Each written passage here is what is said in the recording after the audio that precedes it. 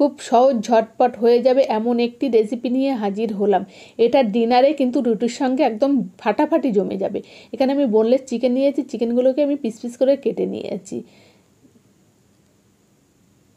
এখানে আমি 1 চামচ লঙ্কা গুঁড়ো, 1 চামচ মরিচ গুঁড়ো, 2 চামচ আদা রসুন বাটা, স্বাদ অনুযায়ী লবণ আর একটা গোটা পাতিলেবুর রস দিয়ে ভালো করে আমি মেখে নেব। এখানে ম্যারিনেট করে রাখার কোনো প্রয়োজন নেই, সময় থাকলে রাখবেন। তারপর আমি একটু কারি পাতা ভেজে তুলে নিলাম।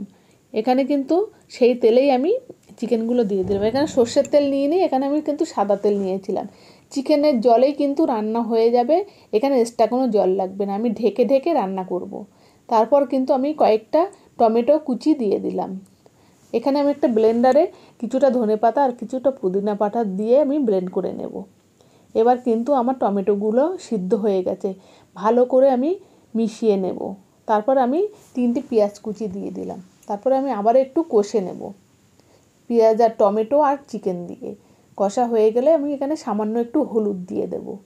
হলুদটা দিয়েও আমি ভালো করে কষে নেব, আর ঢাকা দিয়ে দিয়ে কিন্তু রান্না হবে। তারপর আমি এখানে পুদিনা পাতা আর ধনে পাতাটা পেস্টটা দিয়ে দিলাম। যখন দেখব জলটা শুকিয়ে গেছে তখন কিন্তু হয়ে যাবে। এটা কিন্তু রুটির সঙ্গে ফাটাফাটি জমে যাবে। একদিন ডিনারে অবশ্যই বানাবেন। উপরে থেকে আমি কারি পাতা ছড়িয়ে দিলাম।